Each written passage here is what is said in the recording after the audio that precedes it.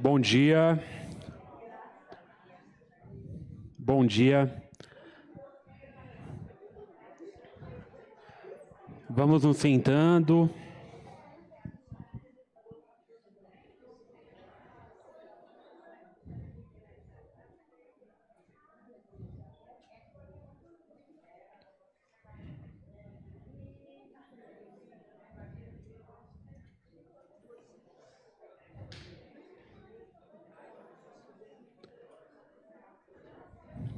Irmãos, vamos nos aquietar, vamos orar.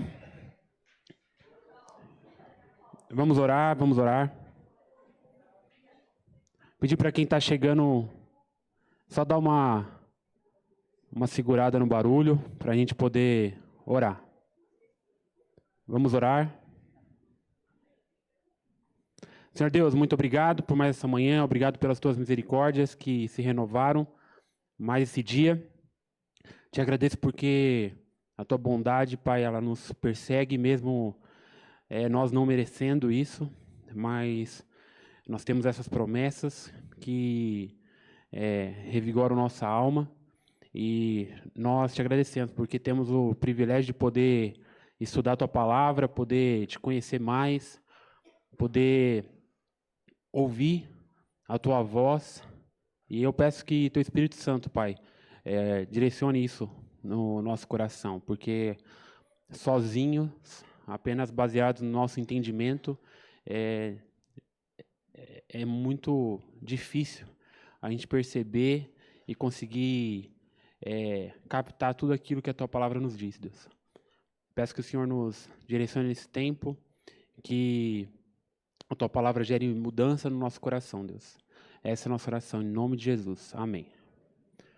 Bom dia novamente, para quem eu não falei.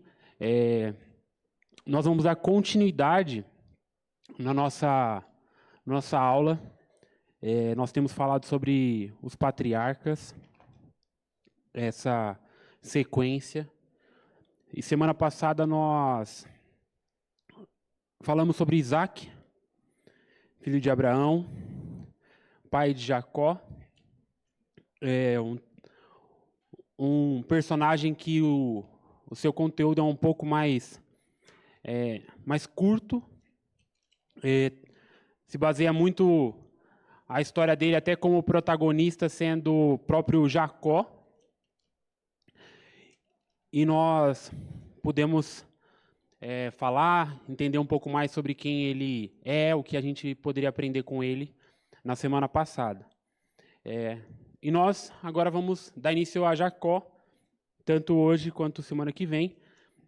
Vocês vão ver que eu vou falar um pouco mais pausado, porque eu estou com esse curativo aqui na boca, que eu estou passando por uma dificuldade, uma provação aqui com uma coisinha que cresceu aqui no meu lábio há um mês do casamento, então orem por mim aí.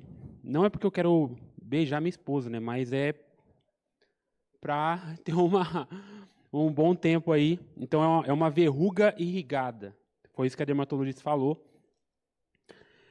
A gente não ganha a Mega Sena e ganha uma verruga no lábio, né? Então, mas isso tem dificultado para falar um pouco, porque tá bem aqui, né? Então é meio difícil, mas acontece. Estou esperando aí um retorno do convênio para fazer uma pequena cirurgia para tirar esse negocinho do lábio.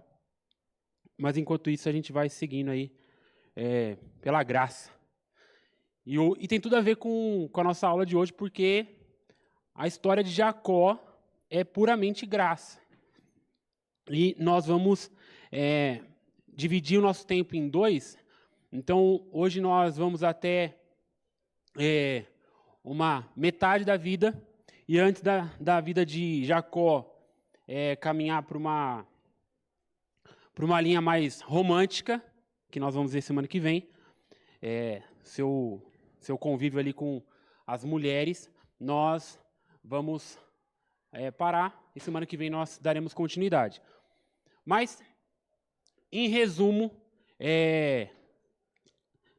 Jacó, quem é esse homem? Tentei colocar um tamanho maior que eu podia aí dentro do tamanho da tela. mas nós temos algumas informações sobre ele. Se você não consegue ler, você pode ir me ouvindo. Jacó, ou Jacob, é um nome ali do hebraico, e ele tem um sentido ali daquele que agarra, ou aquele que segura o calcanhar. Esse nome tem tudo a ver, propriamente, com o início da história de Jacó.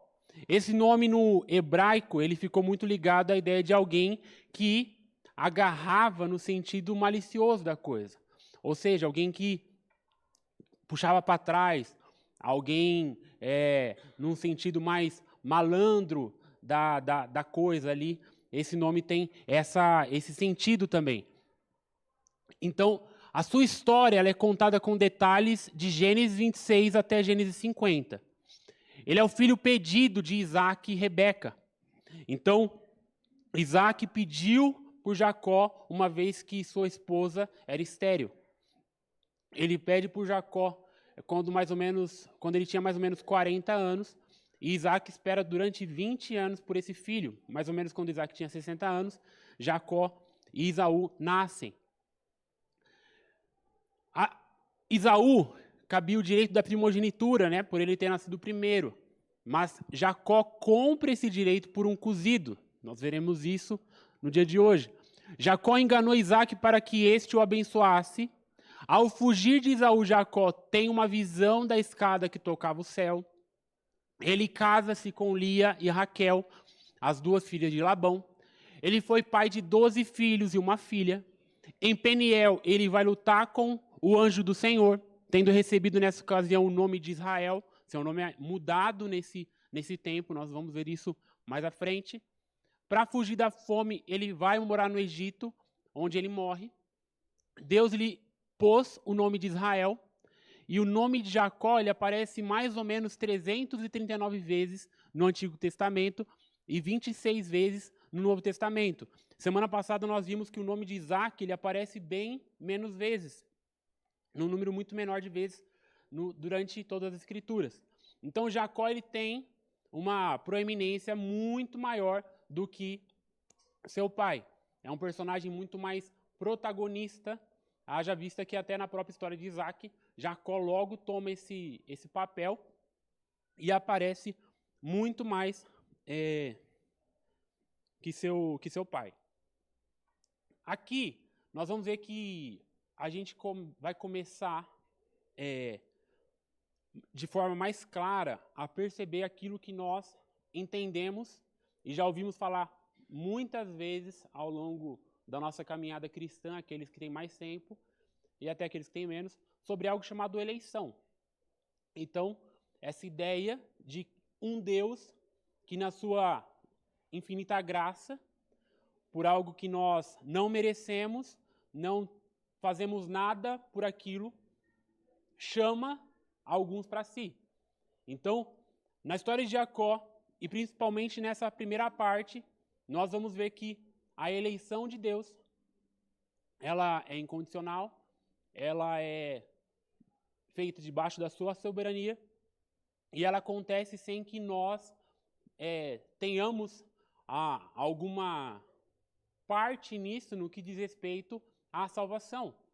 Nós fomos alcançados pela graça.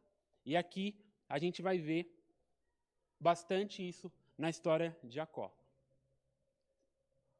Esse primeiro texto, ele está lá em Gênesis 25, de 21 a 26. Você consegue acompanhar, você pode ver no telão aí.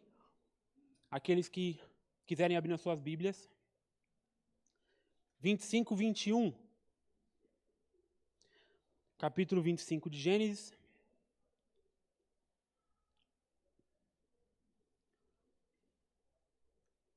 Versículo 21.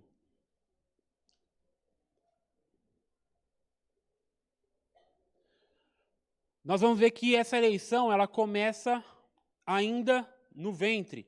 Olha o que diz o texto. Isaac orou ao Senhor em favor de sua mulher, porque era estéril.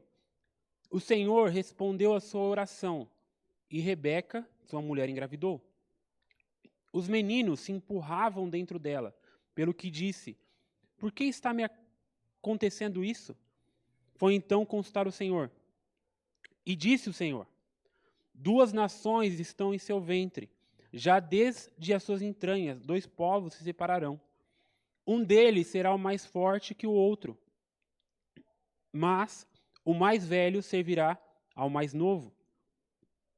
Ao chegar a época de dar à luz, confirmou-se que havia gêmeos em seu ventre. O primeiro a sair era ruivo, e todo o seu corpo era como um manto de pelos. Por isso, lhe deram o nome de Esaú. Depois saiu seu irmão, com a mão agarrada no calcanhar de Esaú, pelo que lhe deram o nome de Jacó. Tinha Isaque 60 anos de idade, quando Rebeca os deu à luz. Aqui, nós vamos ver que a palavra de Deus para eles ali é que, naquele momento, estava acontecendo uma eleição. Deus estava falando sobre 2 filhos que estavam nascendo no ventre ali de Rebeca, só que eles são diferentes. Eles têm um papel diferente e Deus está dando esse papel para eles. E aqui, nós não temos muitas informações por que isso está acontecendo. Deus não está falando aqui qual é a razão pelo qual Jacó e Esaú vão ter papéis diferentes. E eu queria que nós olhássemos para um texto que está lá em Romanos 9, 9, versículo 11, de 11 a 14.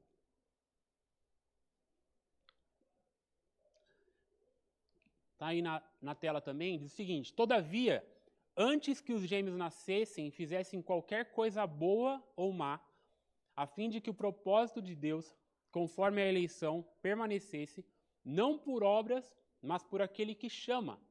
Foi dito a ela: o mais velho servirá ao mais novo. Como está escrito: amei Jacó, mas rejeitei Esaú. Então, o que diremos? Acaso Deus é injusto? De maneira nenhuma. Paulo aqui, na carta de Romanos, é talvez o seu principal tratado doutrinário. Ele sistematiza vários assuntos ali na carta aos Romanos. E esse texto, esse capítulo 9, é o capítulo conhecido por ser o capítulo dos calvinistas, daqueles que creem na eleição, e de nos mostrar que existe um Deus que escolhe conforme a tua boa vontade. E aqui Paulo não se propõe a explicar por que Deus escolhe Jacó e rejeita Esaú. Mas ele está explicando o que aconteceu ali naquele tempo. E aqui, nós, aqui na nossa igreja, nós não somos conhecidos por sermos ferrenhos calvinistas que creem na eleição e levam isso a ferro. Não é algo que é proposto aqui, nós não ouvimos isso. Mas nós seguimos uma linha que é mais calvinista. Nós cremos na eleição, nós cremos num Deus que escolhe conforme a tua boa vontade e que ele não precisa dar explicações a nós. Só que é importante a gente frisar aqui alguns detalhes aqui. Quando o texto de Gênesis está sendo descrito ali, uma das coisas que é importante a gente entender que mais do que uma escolha de um homem, de Jacó, e uma rejeição de Esaú, nós estamos percebendo aqui que se trata da formação de um povo. Ou seja, Deus está escolhendo um povo para chamar de seu. E ele está construindo isso. E nós vamos ver isso ao longo de toda a história, aonde o povo de Israel está sendo formado, aonde várias outras coisas vão acontecer no decorrer da história, aonde nós vamos ver que Israel é um povo que é chamado para si, e outros povos, e nós vamos ver um pouquinho dessa linhagem do que acontece depois, esses povos servem ao povo de Israel. Ou seja, nós temos um Deus que escolheu um povo para chamar de seu, e do qual, conforme a promessa que ele faz a Abraão, por meio desse povo, todas as nações elas seriam abençoadas. Então, nós temos a escolha de um povo aqui. Então, a nossa proposta, mais do que pensar na escolha de um homem e na rejeição de um outro homem, é a gente entender que Deus está escolhendo um povo e rejeitando sim um outro povo. Mas, aonde os outros povos são abençoados por esse povo. Ou seja, aqui o texto está deixando claro que Deus chama para si Jacó, escolhe Jacó e rejeita Esaú, certo? Ok? Mas esse mesmo Deus prometeu que, por meio desse povo, por meio dessa escolha, todas as nações seriam abençoadas. Haja vista que hoje nós vemos isso. E aqui a gente não vai entrar numa aula de história, mas existem inúmeras benesses que o povo de Deus deixou para a humanidade. E eu não estou falando só de questões espirituais, mas de questões propriamente materiais. A gente pode citar várias coisas, vários elementos, vários detalhes da ciência que são benefícios dos cristãos para o mundo.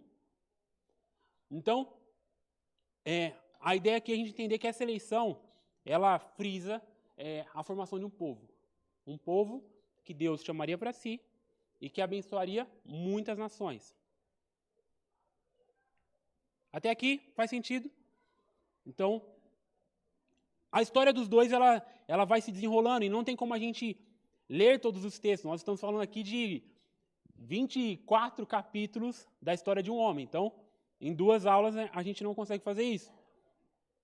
Então, a gente vai ler os textos pontuais e se você quiser acompanhar na tua Bíblia para ver o contexto, ver o que está em cima, o que está embaixo, você pode ir acompanhando na sua Bíblia aí. Nós temos algumas distinções. Capítulo 25, 27 a 28. Diz o seguinte: os meninos cresceram. Esaú tornou-se caçador habilidoso e vivia percorrendo os campos, ao passo que Jacó cuidava do rebanho e vivia nas tendas. Isaac preferia Esaú, porque gostava de comer sua caça. Rebeca preferia Jacó. Aqui nós temos talvez uma afeição maior, e talvez os pais aqui vão ver fazer essa relação um pouco mais clara com essa história, onde a gente tem Esaú tendo essa preferência por parte de Isaac e Jacó essa preferência por parte de sua mãe Rebeca. E talvez o ambiente, né? O fato de Esaú ser aquele filho que saía, que caçava, parecia ser mais essa aparência, né, de um filho que sai, talvez o orgulho ali do papai, que vai lá e caça, que tem aquela postura hoje a gente pode chamar, seria um macho alfa, né? E do outro lado a gente tem Jacó, alguém que vivia mais ali dentro de casa, cuidando do rebanho. Talvez era o filho que cuidava ali da casa, do jardim, que permanecia mais tempo ali na tenda, tendo maior relação com a sua mãe. E a gente tem essa preferência. E o texto faz questão de explicar isso, porque mais para frente isso vai fazer sentido também para nós, porque a gente tem essas preferências e como elas vão ser aplicadas mais à frente. Então, os dois têm essas distinções. Então, Jacó era alguém que era mais ali do rebanho, da proximidade ali, e que tinha mais esse contato com sua mãe. Esaú é o cara da caça. E para quem já caçou, eu tive essa experiência lá no Amazonas, você não caça do lado de casa. Você tem que estar no mato. E você anda. Seja para caçar no rio, seja para caçar no meio do mato, você tem que ir. E para um cara de São Paulo, de Atibaia, não é muito fácil, né? Porque você entra no meio do mato e vai embora, até você achar um bichinho lá que você não sabe nem o nome, dá um tiro, ele foge, não tem caça, vamos embora. E acontece, né? Mas você tem que caminhar. Ou seja, Esaú provavelmente não era alguém que permanecia tanto ali nas proximidades da tenda, mas sempre ali trazia essa caça à sua família.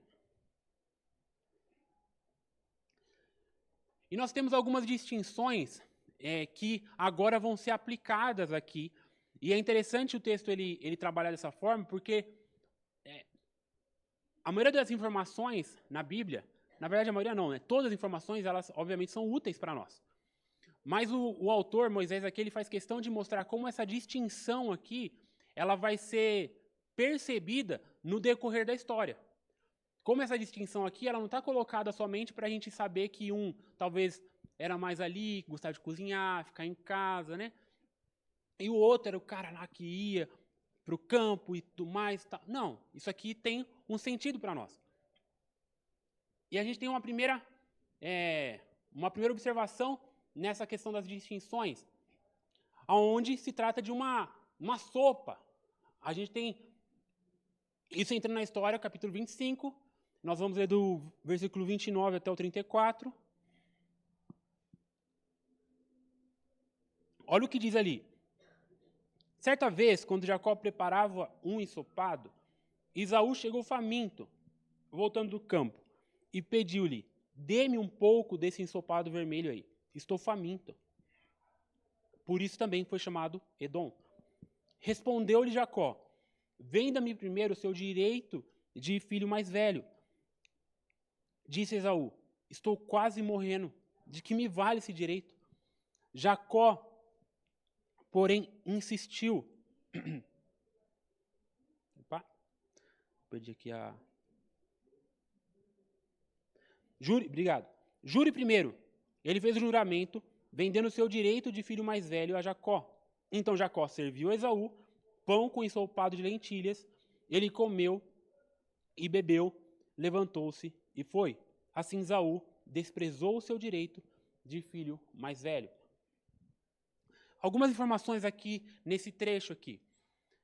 Primeiro, Moisés faz questão de frisar essa questão de Edom, e Edom significa vermelho.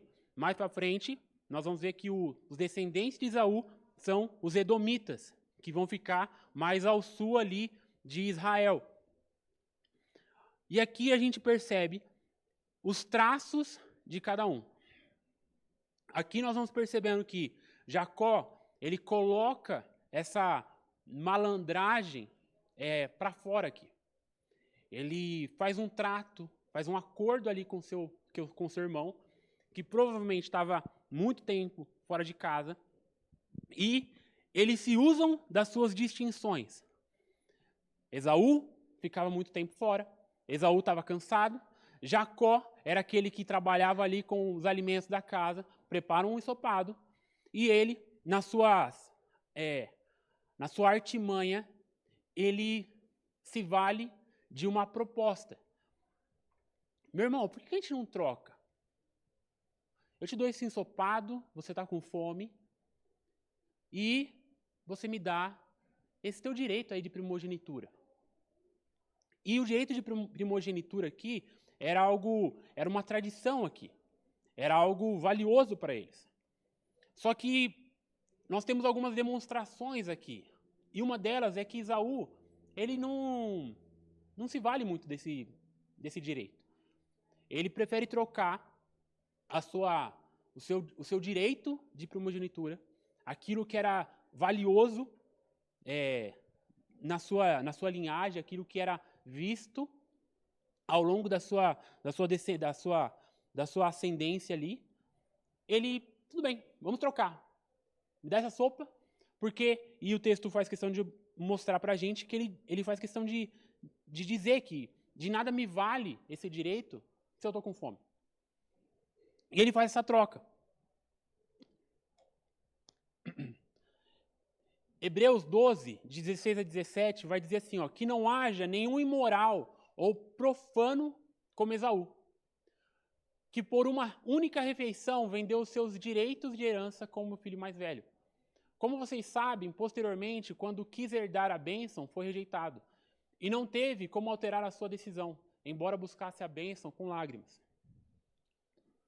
O autor de Hebreus aqui, ele faz uma relação com essa situação e com aquilo que vai acontecer mais à frente, que a gente vai citar. E ele traz alguns adjetivos no versículo 16, onde ele compara Esaú como alguém imoral e profano. E aqui, isso deve dar para a gente um entendimento melhor sobre o que Esaú está fazendo aqui. Esaú está abrindo mão de um direito que é da tradição dele, da linhagem dele, por um pratinho de comida. E isso, a relação disso vai implicar nas consequências que vão vir mais à frente. E aqui, para que nós não fiquemos, para que a gente não fique só com a aplicação no final, queria que você pensasse o quanto nós, muitas vezes, trocamos alimentos espirituais, bênçãos espirituais, por alimentos mundanos, por coisas que não são bênção, mas que são maldição para nós. Às vezes, para a satisfação de um momento, de um desejo, para a satisfação de um prazer, eu abro mão daquilo que é valioso, daquilo que Deus me dá, para que eu tenha isso aqui por um momento. Nós temos mais à frente, nós vamos ver que temos a Bíblia vai chamar Cristo sobre o primogênito de toda a criação. Ela vai fazer essas relações porque, de novo, todas essas histórias, tudo aquilo que o Antigo Testamento vem discorrendo e falando acerca do povo de Israel, apontava para Jesus. Ou seja, tudo isso aqui é sombra daquilo que viria. Só que agora, em Jesus, nós temos o primogênito de toda a criação que não rejeita essa bênção, que não rejeita o seu direito. Nós temos que entender que talvez eu e você, no lugar de Esaú, a gente também teria trocado. Por quê? Porque nós fazemos isso. Nós já fizemos isso. Tantas vezes nós trocamos aquilo que vem de Deus, aquilo que é muito maior, aquilo que é espiritual, por pratos de sopas desse mundo.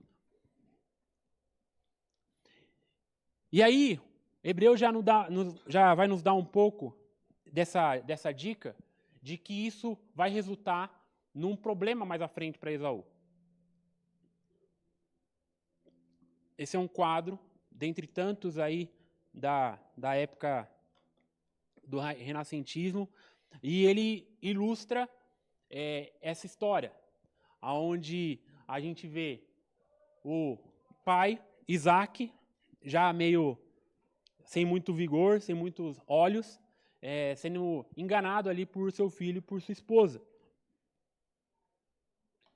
Nós temos esse plano ardiloso. Gênesis 27, 37.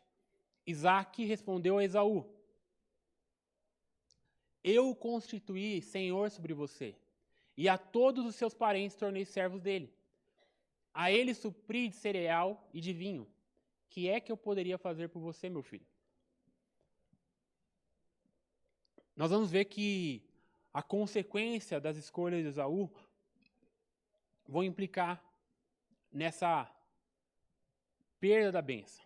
E aqui a gente pode ficar eufórico e não entender e ficar se perguntando: Senhor, mas por que isso aconteceu por meio de um plano de enganação?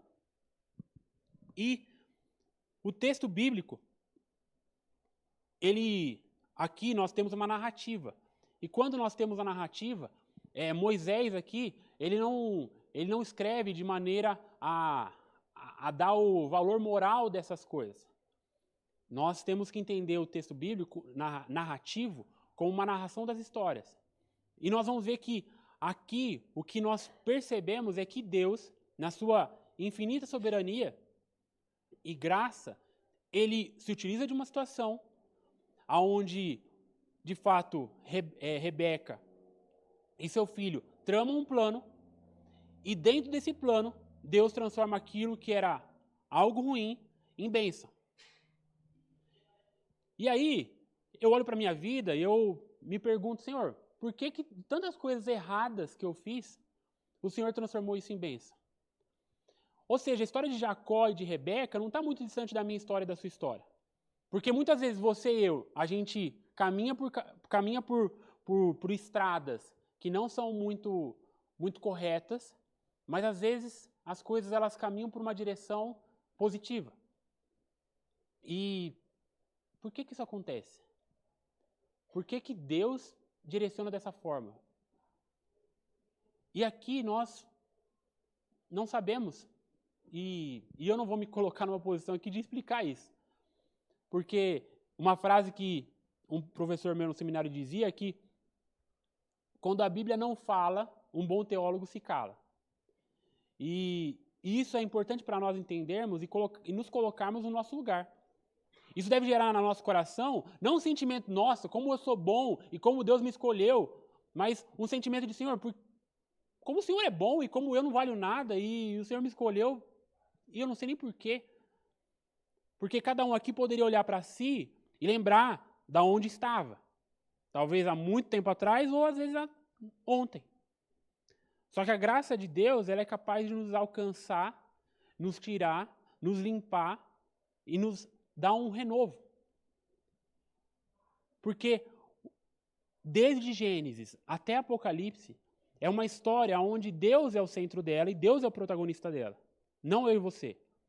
Onde Deus é o Deus gracioso que nos alcança e tira da gente o mérito. Ainda que o nosso coração insista muitas vezes querer fazer coisas para ganhar pontinhos no céu.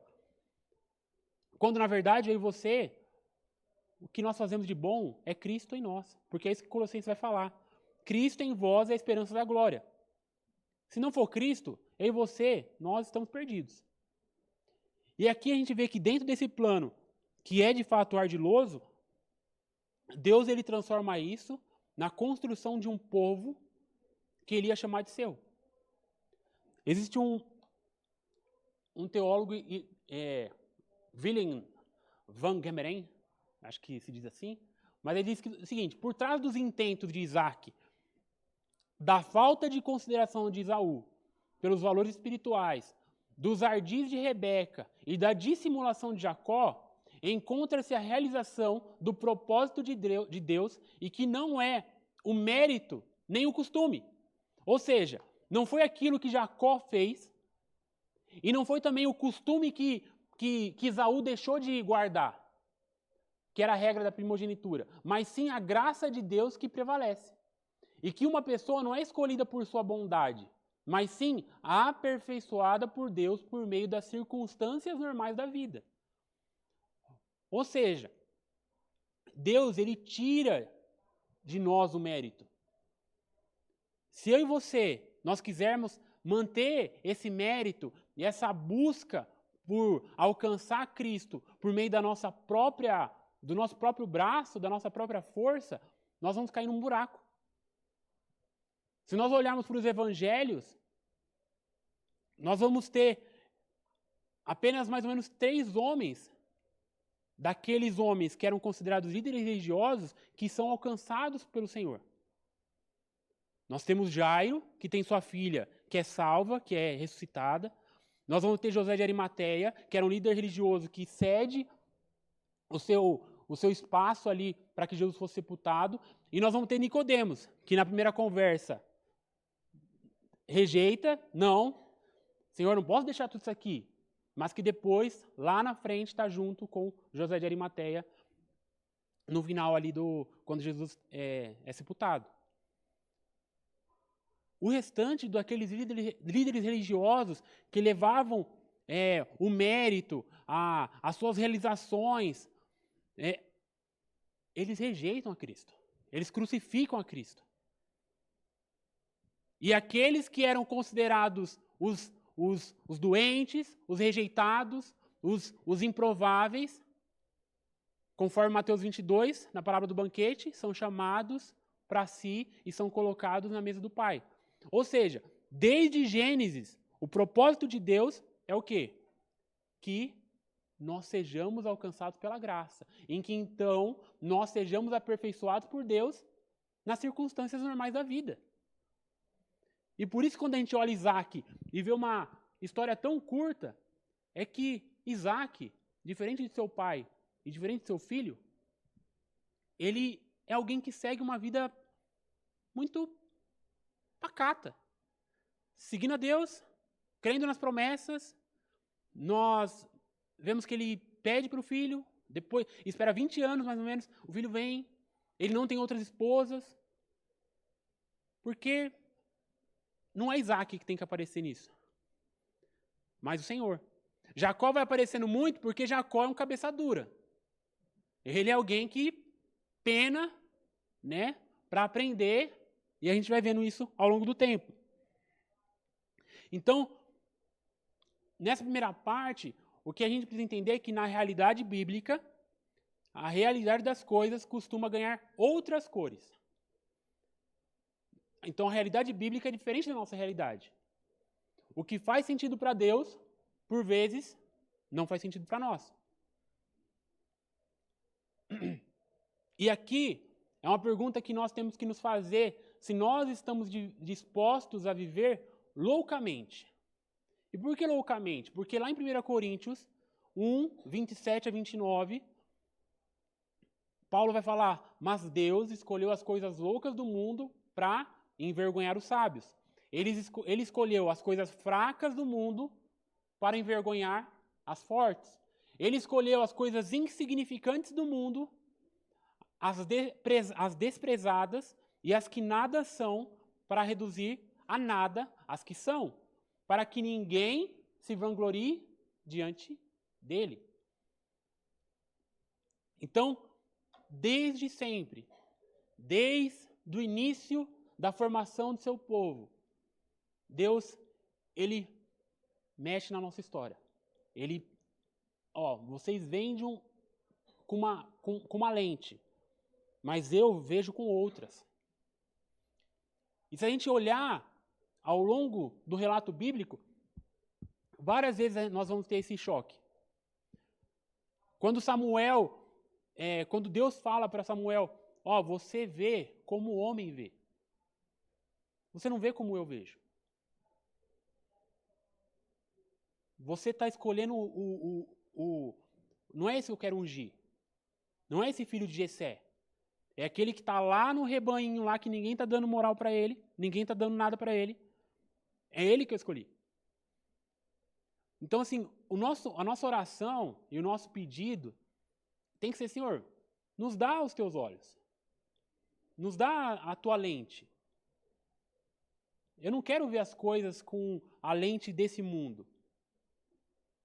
Eu não quero julgar uma pessoa e falar que aquele cara aí não tem salvação. Eu quero poder olhar para essa pessoa e falar assim, não, esse aqui parece que não vai dar em nada.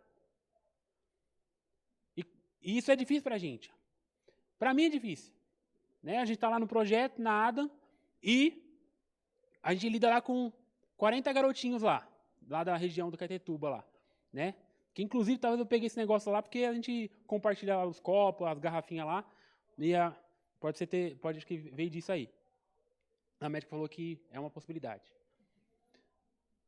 E aí a gente olha para alguns ali e a gente se pergunta, esse menino aqui não vai dar em nada. Tanto na parte técnica do futebol, e o Guilherme estava lá ontem lá com a gente lá no jogo. Tem uns meninos lá que a gente vai falar, rapaz, vai procurar outra coisa pra fazer, vai jogar vôlei, vai jogar xadrez.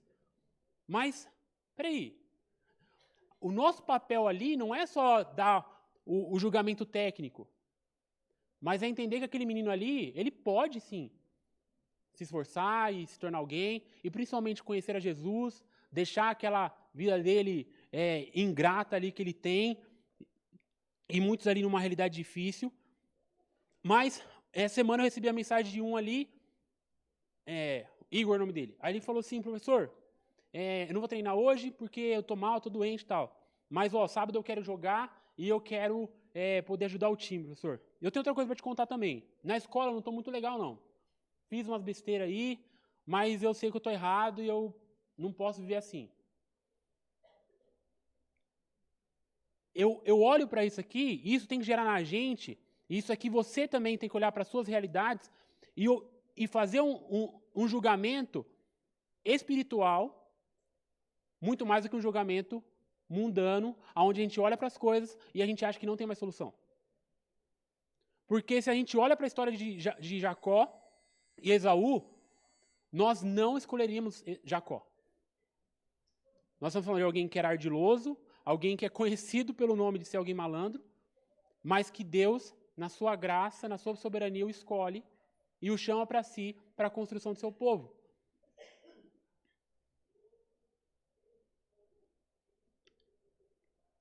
E até aqui, nós vimos, e eu queria que nós entendêssemos essa primeira parte como uma eleição, como um Deus que elege, dentro da sua soberania, de forma a nos constranger mesmo. E a nos fazer entender que a eleição não deve gerar na gente um ar de superioridade, no qual a gente olha e fala assim, nossa, como eu sou bom porque Deus me escolheu. Mas na verdade não. Senhor, como eu não valho nada, eu não sei nem porque eu estou aqui, mas me dá então um novo viver dentro dessa realidade normal da vida. E muda meus olhos, para que ainda que eu olhe Jacós ao redor da minha realidade, eu veja que talvez aquela pessoa, aquilo possa gerar algo que é vida lá na frente. Porque a gente está falando de alguém que está fazendo parte, vai ser chamado de Israel mais à frente, e do qual Deus colocaria ali seu filho. Cristo está dentro disso aqui. Então, que isso, nesse momento aqui, gere na gente isso. Senhor, eu fui eleito sim, mas eu não tenho parte nenhuma nisso. Me dá um coração humilde. E me faz entender que o Senhor pode fazer aquilo que o Senhor quiser fazer, conforme a sua maneira. E eu sei que os teus objetivos, o teu plano é muito melhor e muito mais sábio que o meu. Amém? Vamos lá para o café?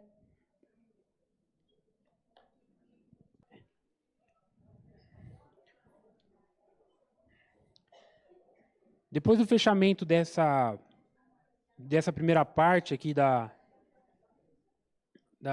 história de Jacó, essa relação dele com seu irmão e todo esse plano que eles executaram, o capítulo 27, ele vai mostrar toda essa história, a bênção que Jacó recebe no lugar do seu irmão. Depois, aquilo que Esaú tenta pedir para o seu pai.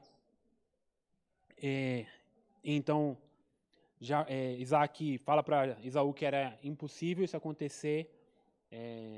A bênção já tinha sido dada. Nós temos agora a fuga de Jacó. Então, depois que Esaú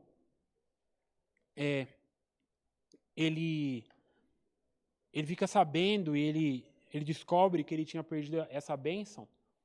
Então agora ele percebe aquilo que ele deixou de ganhar.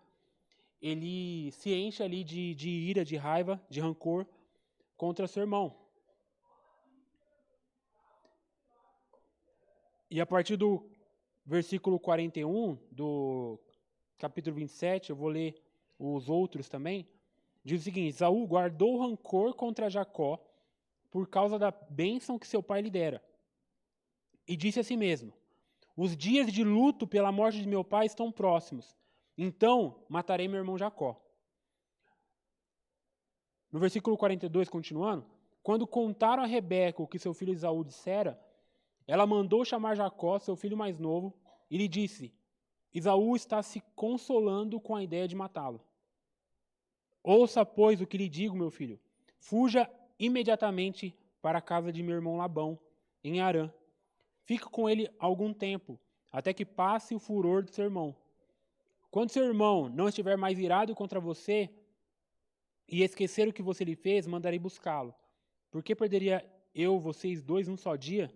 Então Rebeca disse a Isaac: estou desgostosa da vida por causa dessas mulheres hititas. Se Jacó escolher esposa entre as mulheres dessa terra, Então, entre as mulheres hititas, como estas, perderia a razão de viver. Então, Jacó percebe que precisa fugir dali, devido ao rancor de seu irmão, uma vez que ele percebeu aquilo que ele não ganhou de seu pai, a bênção. Rebeca, mais uma vez ali, tenta arquitetar para que Jacó fugisse ali para a terra de seu irmão.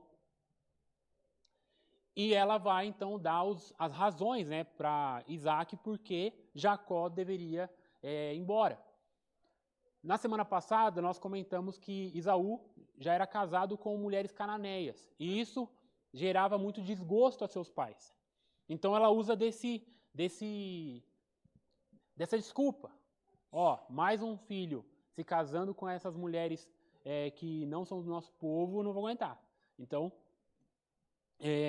ela usa disso para que Jacó então fugisse e partisse. Então Isaac chama Jacó, dá essa direção para ele, para Jacó, dentro desse plano de Rebeca. Então Jacó vai em direção à terra de Labão. Aqui a gente tem uma árvore genealógica aí meio improvisada, né? Não está todos os detalhes, mas dessa linhagem, né? Daquilo que a gente tem visto aqui nesses dias. Então, Sara e Abraão, né? Todos ali da descendência de Sem. Então, tem Isaac, Esaú, Jacó. E a gente vai ver mais para frente Jacó se relacionando ali com Lia e Raquel.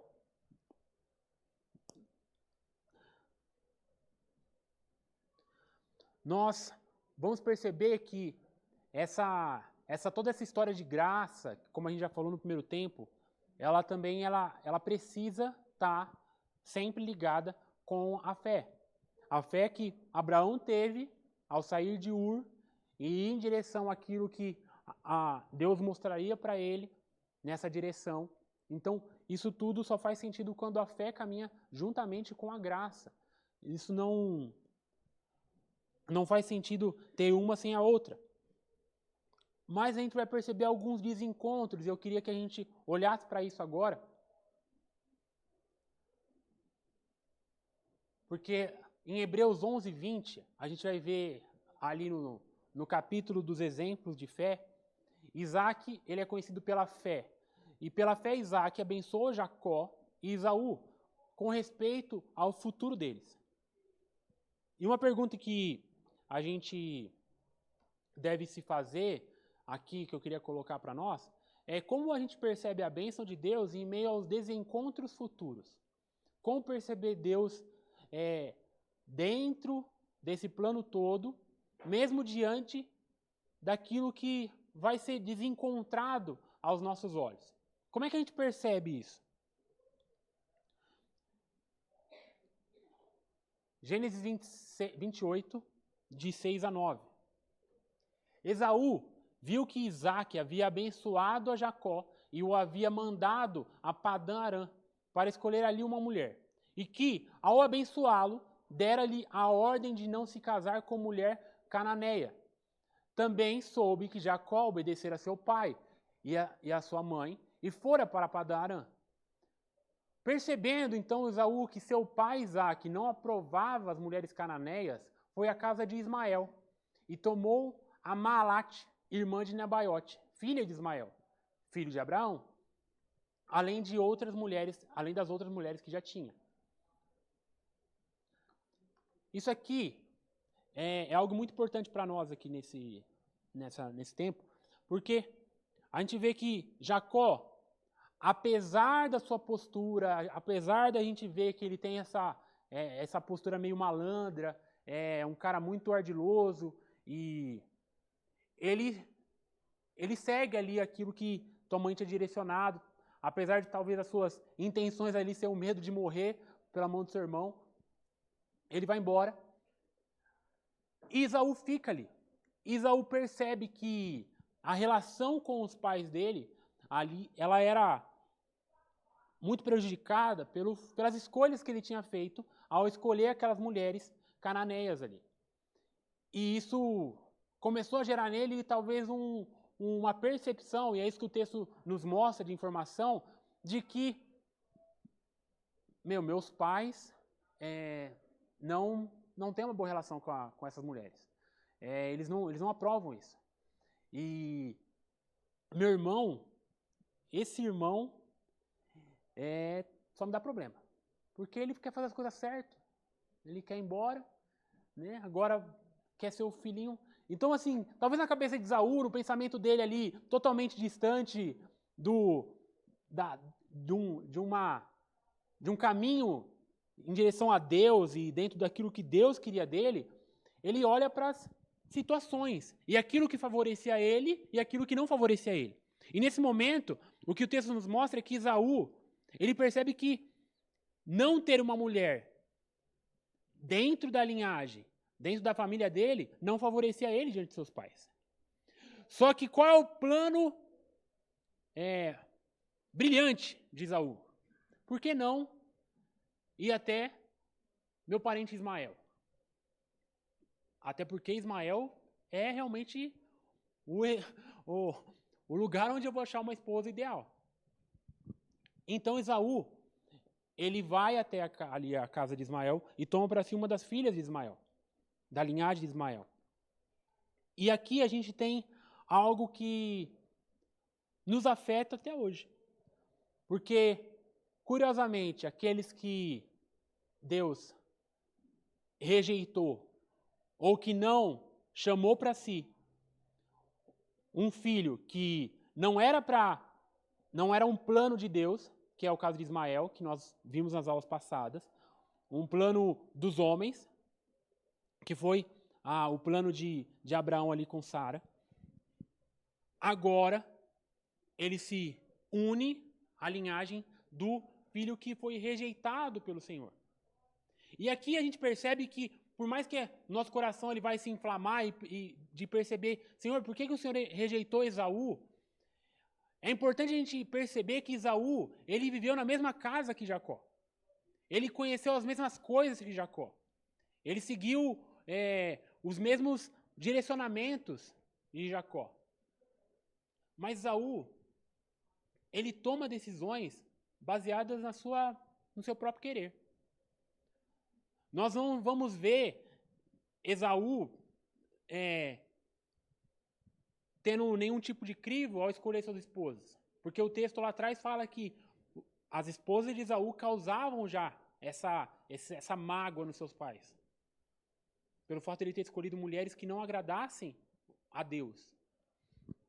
Esaú rejeita um direito que era algo que vinha de toda uma linhagem, de toda a estrutura de um povo que estava sendo construído ali. E agora, mais uma vez, Esaú não leva em conta o fato de que Ismael não era o filho da promessa. E ele conhece essas histórias. Ele sabe disso. Não é que ele chegou, não, Ismael é meu tio lá, mas é meu parente, eu sei que é meu parente. Então, assim, é importante a gente olhar para isso, de que a eleição, ela não tira o fato da responsabilidade humana. Porque se fosse assim, a gente não precisaria buscar uma vida de santidade, nós não precisaríamos sair para evangelizar. A questão é que Deus escolhe, nos chama, mas você amanhã vai ter que tomar decisão se você vai fazer aquilo que é correto e aquilo que não é correto. Você vai ter que tomar decisão se você vai viver na mentira ou vai buscar pela verdade. Se você vai confessar os seus pecados a Deus e aos homens, ou você vai guardar aquilo em oculto no fundo do seu coração. Se você vai olhar para os seus benefícios pessoais, como Esaú está demonstrando buscar aqui, ou ele vai olhar para aquilo que vai beneficiar o reino de Deus. Aquilo que vai agradar ao Senhor nas escolhas que ele deveria tomar. E aqui o texto é bem claro. Porque ele vê que Jacó obedeceu seu pai, obedeceu o pai e a mãe deles. E ele percebe, então, Esaú, que seu pai Isaac não aprovava as mulheres. Então, agora é o momento de eu tentar ganhar uma moral aqui com a minha família. Sim.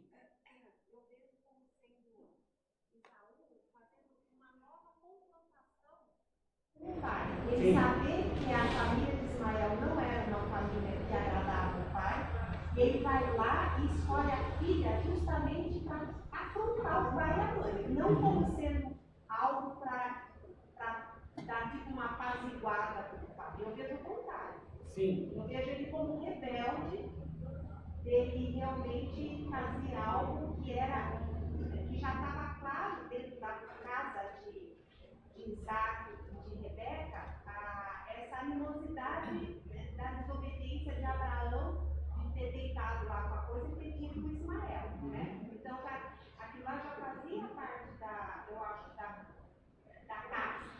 Então, para mim, Esaú aí, ele não quis apaziguar o pai e a mãe, ele quis confrontar mais uma vez. Rebeldia. Pode ser uma linha a ser seguida aqui, Hortência, e faz sentido, porque, de novo, o texto ele nos dá as informações de qual era a motivação, ele não explica isso, né? De novo, é um texto narrativo. Mas o que o texto nos passa, e a gente tem que pegar o texto que já começa falando, né, que aquelas mulheres, elas amarguravam o coração de seus pais, e agora aqui a gente vê que ele percebe o irmão dele seguindo um caminho de alinhamento ali com a família, de permanecer. Então,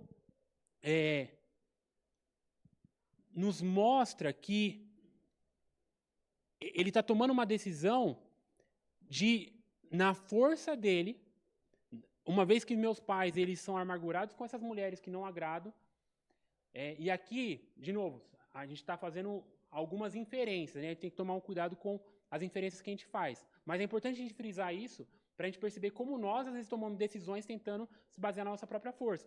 Mas aonde ele vai num caminho, ainda que não condizente, né? Uma vez que a linhagem de Ismael, apesar de ser parente deles, não é o parente ali da linhagem, da promessa, ele toma uma decisão, e aqui a gente pode falar se ela for por ignorância, por alguém que não levava. Então, talvez mais do que uma rebeldia, a gente tem alguém que não leva em conta os direcionamentos daquilo que Deus está construindo. Então,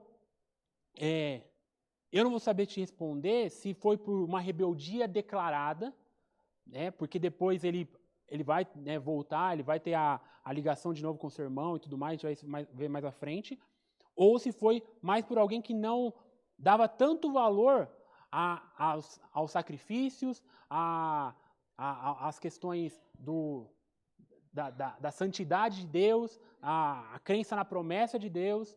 Então, mas por conta disso, é uma decisão dele recorrente àquilo que ele vê do irmão. Então, o meu irmão está indo para lá, e isso talvez vai ser algo benéfico para ele, eu vou para cá, porque isso vai ser benéfico também. Mas um irmão, a gente vai ver que ele está pensando, olhando e sendo guiado pelo Senhor. Ele escolhe ser guiado pelo próprio coração dele. Então, essa reação dele vai gerar uma reação em cadeia. E aqui, na última aula, quando a gente deu essa aula na primeira turma, tinha acabado de acontecer aqueles ataques do Irã contra Israel. E aqui, provavelmente vocês, a maioria de vocês já sabe que essa linhagem de Ismael, ela deu origem hoje àquilo que nós conhecemos como os árabes. Como esse povo que até hoje vive em choque com o povo de Deus. Nós estamos vendo isso acontecendo, isso está pulsando ali no Oriente Médio. O Estado o Irã deseja aniquilar Israel. É declarado isso. Então, são histórias que estão correlacionadas ao que a gente está vivendo hoje. Se você sair na rua, se você for num ambiente político hoje, você vai ver alguém aqui no Brasil, lá no interior de São Paulo, que está falando, sendo a favor ao povo dos árabes, algum país muçulmano, e carregando bandeira, e carregando camiseta, e falando que tem que acabar com o povo de Israel. E do outro lado você também vai ter o povo aqui com a bandeira de Israel, né? Falando assim, nós somos o povo de Israel. E é o crente falando que Israel é a sua bandeira. Só que, e aqui a aula não é sobre política, nem sobre geopolítica, mas é o nosso entendimento de que esses desencontros futuros, mesmo diante disso, Deus, ele está soberano, ele permanece soberano sobre tudo isso. E a nossa postura, obviamente, não é de declarar apoio, né, a essa levantada islâmica radical, obviamente, isso não faz sentido nenhum, mas também a gente tem que tomar muito cuidado qual é a nossa postura quando a gente se coloca como os defensores do Estado de Israel. Porque hoje o Estado de Israel é uma coisa. E a gente tem que tomar cuidado como a gente interpreta aquilo que está acontecendo aqui, nesse tempo aqui. Então, são coisas distintas, que sim, geraram esses desencontros que nós estamos vivendo hoje e que nós vamos ver Jesus falando, vocês ouvirão falar de guerras e rumores de guerra, mas não tenham medo. É necessário que tais coisas aconteçam, mas ainda não é o fim. Isso faz parte do plano soberano de Deus. E eu e você, nosso coração está onde? Em compartilhar notícias que estão acontecendo, em ficar afoito com aquilo que está acontecendo em Israel, de quase se tornar um judeu por osmose, de ficar tanto perto disso, e você começa... Nós fazemos parte da nova aliança, em Cristo Jesus, tá, irmãos? Os judeus lá, eles não creem em Cristo. Nós cremos. Nós cremos que essa história que nós estamos lendo aqui, a história judaica do povo de Deus, ela precisa culminar em Cristo. O fim da lei é Cristo. Então, nós temos vendo que todo esse embaraço aqui, e de novo, são decisões erradas dos homens. Abraão tomou a decisão errada. Esaú tomou a decisão errada. E que geraram consequências até o nosso tempo presente aqui. Mas Deus continua abençoando, cuidando de nós, mesmo em meio a esses desencontros que nós estamos vendo, a esses conflitos que nós estamos vendo, ouvindo, e que geram na gente talvez uma tensão, mas que o Senhor está no controle. Opa!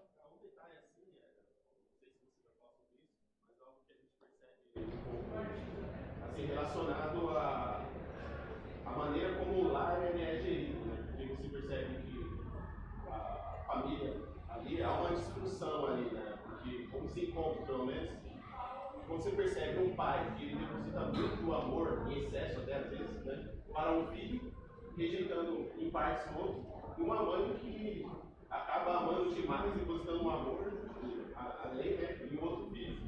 Então isso gera um pouco de uma disfunção dentro do lar, da casa, e com certeza isso repercute em algumas decisões futuras do próprio filho e as ações dele também, escolher a maneira como ele vai viver, até a questão dele ter ido buscar uma esposa fora do caminho, do âmbito ali religioso, né, que eles viviam.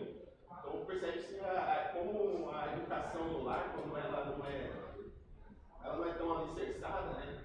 O filho é óbvio que as decisões que ele toma é por ele mesmo, porém, o amparo que ele recebe dos pais também vai ser importante na hora dele decidir. Então, acho que até as decisões dele, um pai de repente com compromisso, né? Uma mãe que não enxerga tanto o que está acontecendo dentro da casa.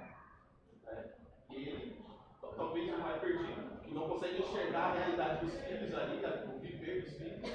E as decisões dos filhos vão sendo tomadas assim, sendo atropeladas, né? Não de acordo com propósito de Deus.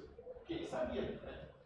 O pai sabia realmente que a família, para a família percorrer, né, carregando a bênção de Deus, dependia realmente do filho, né, que seria escolhido e tal. Enfim, eu acho que isso repercute mesmo na questão do lar. Né? Se você vê as decisões que os filhos tomam, não está dentro dos princípios. Muito interessante. O Elias está trazendo esse aspecto de como esses desencontros, eles também são frutos de você não passar geração a geração aquilo que ele foi ensinado, aquilo que ele tem. E de forma que a gente viu essa preferência que um tinha por um, a mãe tinha pelo outro, e como isso vai gerando decisões, vai gerando consequências ruins ao longo da história. Então, isso é importante a gente olhar para nós também e perceber como é que a minha fé tem sido passada aos meus filhos. Como é que eu tenho deixado em termos de legado. Será que os meus filhos me conhecerão como alguém que buscou o Senhor, que amou o Senhor? E que isso também agora está no meu coração? E então, a gente vê um pai que se preocupava muito com a performance do filho. Qual é a caça que ele vai trazer hoje? O que ele vai nos alimentar hoje? E uma mãe também com o seu filho.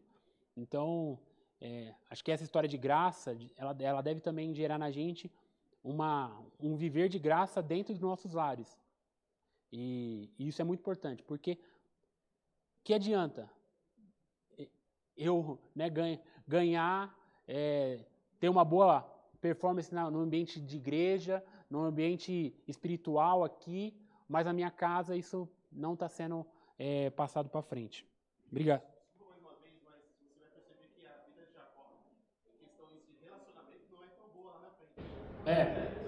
Com a maneira como ele enxerga os relacionamentos também é completamente errado. Isso é para a parte 2. Parte 2 semana que vem. Mas vai fazer muito sentido lá na frente mesmo. E aqui a última cena desse dia nosso aqui, nós temos uma aparição lá em Gênesis 28.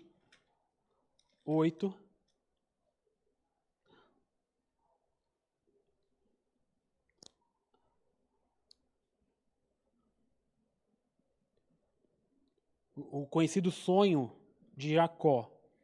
Diz o seguinte: e teve um sonho no qual viu uma escada apoiada na terra. O seu topo alcançava os céus e os anjos de Deus subiam e desciam por ela. Ao lado dele estava o Senhor que lhe disse: eu sou o Senhor, o Deus de seu pai Abraão e o Deus de Isaque.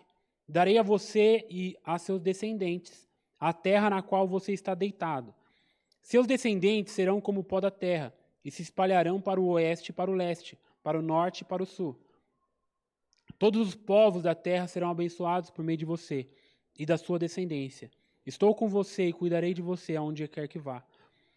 Eu trarei de volta a essa terra. Não deixarei enquanto não fizer o que lhe prometi. Quando Jacó acordou do sono, disse: sem dúvida o Senhor está neste lugar. Mas eu não sabia. Teve medo e disse: temível é este lugar. Não é outro senão a casa de Deus. Esta é a porta dos céus. E aí, continuando aqui, na manhã seguinte, Jacó pegou a pedra que tinha usado como travesseiro, colocou-a em pé como coluna e derramou óleo sobre seu topo, e deu o nome daquele lugar de Betel, embora a cidade anteriormente se chamasse Luz. Então Jacó fez um voto, dizendo: se Deus estiver comigo, cuidar de mim nesta viagem que estou fazendo, prover-me de comida e roupa, e levar-me de volta em segurança à casa de meu pai, então o Senhor será o meu Deus. E esta pedra que hoje coloquei como coluna servirá de santuário de Deus, e de tudo que me deres, certamente te darei o dízimo. Então, Jacó tem esse encontro sobrenatural, essa visão, esse sonho, e o Senhor aparece para ele. Isso, dentro da teologia, a gente chama de cristofania.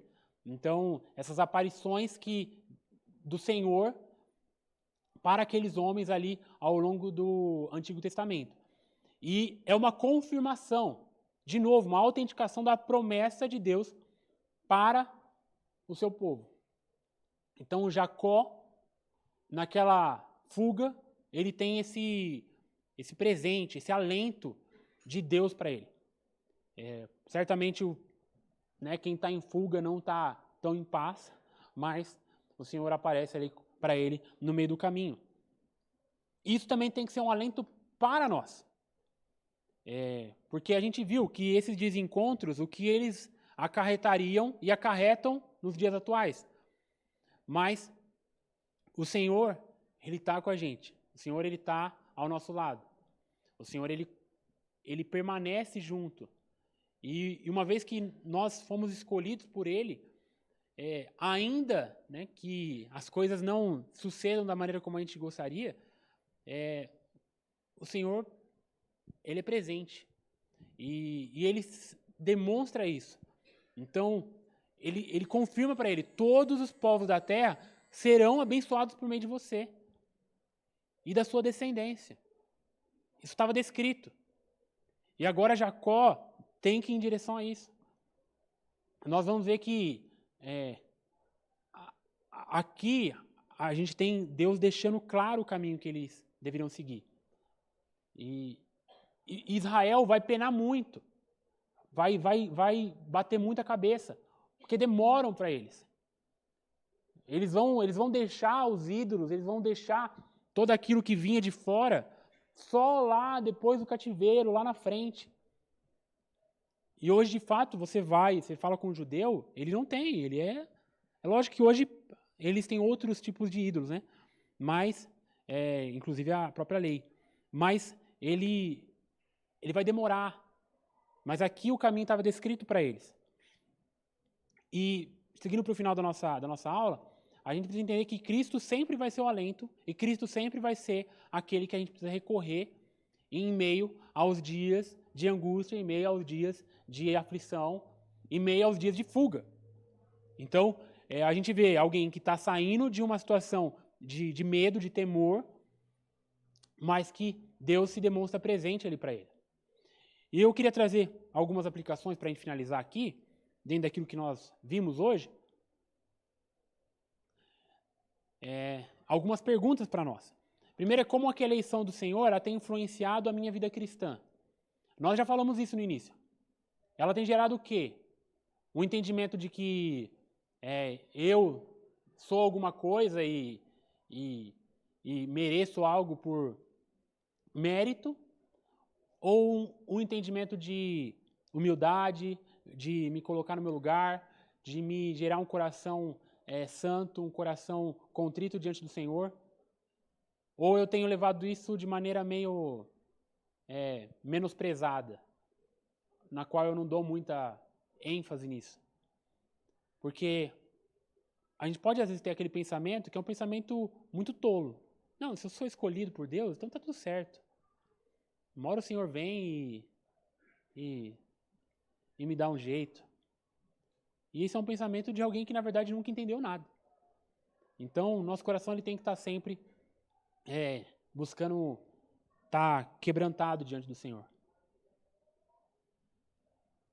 Qual a minha relação com essas verdades sábias que esse mundo me proporciona? Será que eu tenho ouvido aquilo que parece fazer muito sentido e dado vazão a isso?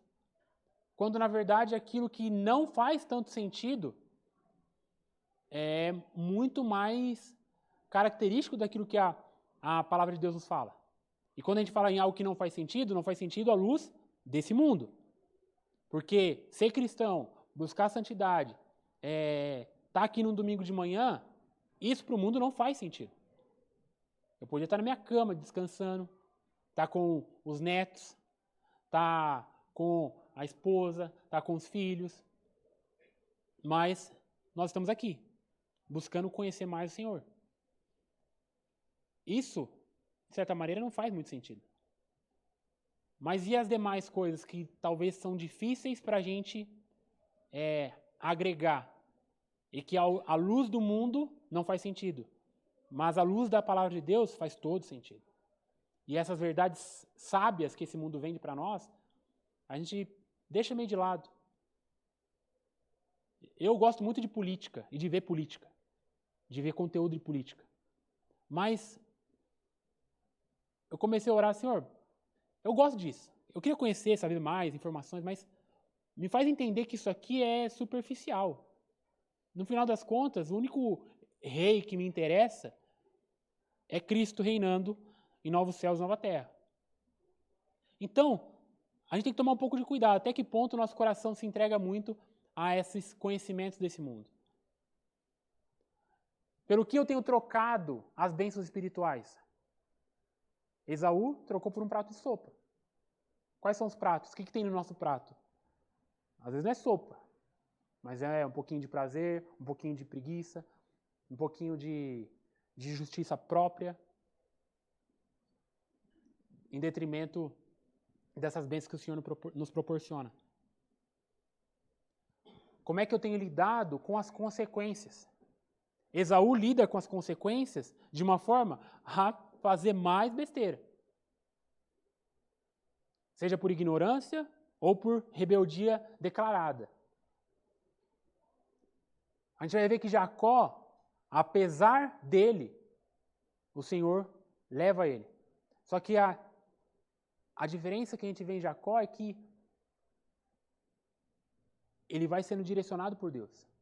E ali, não é que Deus está levando ele no colo e ele não... Não, em meio às situações, e assim como os outros homens ali do Antigo Testamento, esses homens, eles têm um retorno. Esses homens são reais. Essas mulheres são reais. Mas é um coração que se volta para Deus.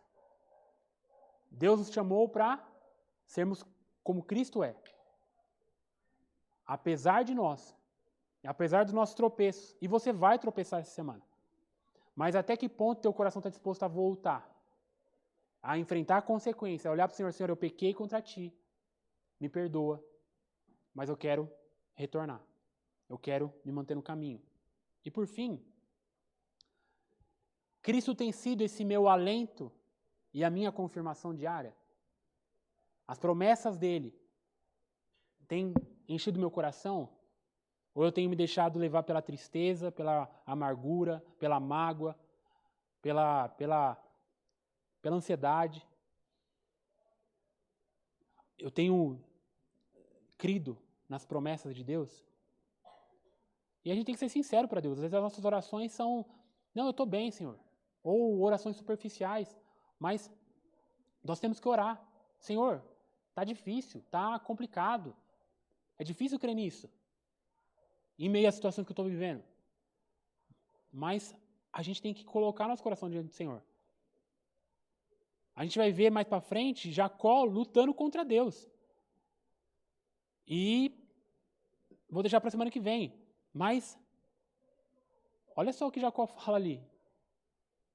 Então, Senhor, não se aparte da minha presença, não. Eu quero o Senhor aqui, senão não dá. Então, que Deus nos ajude aí a entender que essa vida debaixo da graça não é uma vida tão sem muitas pedras e dificuldades, mas é uma estrada onde Cristo está do nosso lado e nos acompanha e nos encoraja e nos dá a vitória que já é certa, né? Amém? Vamos orar. Senhor nosso Deus, te agradecemos, Pai, porque todas essas histórias, elas não devem fazer com que a gente coloque Jacó, Isaac e nenhum desses homens como protagonistas, Pai. O protagonista, o ator principal, aquele que é o elemento fundamental dessas histórias, Pai, é o Senhor. E nós queremos que isso seja também percebido na nossa vida. Que tudo isso aqui gere em nós um olhar para o Senhor de devoção a Ti, de entendimento de que o Senhor nos escolheu para si. O Senhor nos chamou para si. E o nosso coração, ele deve apenas descansar quando ele descansar em Ti. E não nas coisas que esse mundo pode proporcionar, e não naquilo que nós podemos fazer, e não nas verdades que a gente pode agregar ao nosso conhecimento humano, mas nos ajuda, Deus, a olhar para tudo isso, para toda essa história, entender que é uma história de redenção que iria apontar para Cristo, Pai. Então, nos ajuda a colocar isso em prática, nos ajuda a viver uma vida de alguém que leva em consideração a eleição, mas pelo fato de que nós somos eleitos para viver uma vida para Ti, Pai. Nos ajuda a começar pelo dia de hoje, a aplicar isso dentro da nossa realidade. Eu oro pelo dia, pelo restante do nosso domingo, peço pelo culto à noite, que o Senhor nos gere desde já ao nosso coração um preparo para que a gente venha adorar, celebrar o Senhor em comunhão e aprender mais sobre Ti. Essa é a nossa oração. Em nome de Jesus. Amém. Bom dia.